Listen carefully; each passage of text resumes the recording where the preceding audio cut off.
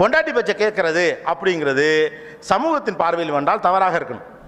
ஆனால் கடைசி அதே சமூகம் ஒன்று சொல்லுவோம், அவன் முன்னாடி அவ்வளோ சொன்னிச்சுங்க, இந்த பொறுக்கி போய் கேட்கவே இல்லை.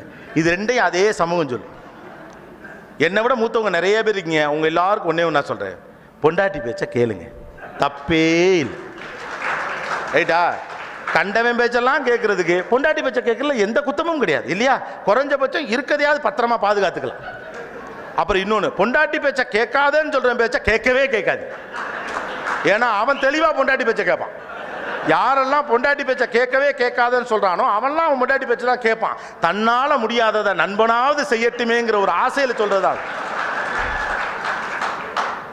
லைஃப்பில் கடைசி வரைக்கும் உங்க கூட வரப்போகிறது யார் அப்படிங்கிறதா முக்கியம். என்னோடு வரப்போகிறவர்கள் யார் என்பது குறித்து எனக்கு புரிதல் இருக்கும். அந்த புரிதலோடு தான் நீங்கள் வாழ்க்கையை அணுகணும். ஆணினுடைய அதிகாரத்திற்குள் பெண்ணும், பெண்ணினுடைய அதிகாரத்திற்குள் ஆணும் இருந்தாலே ஒரு வாழ்க்கை நல்லா இருக்கு.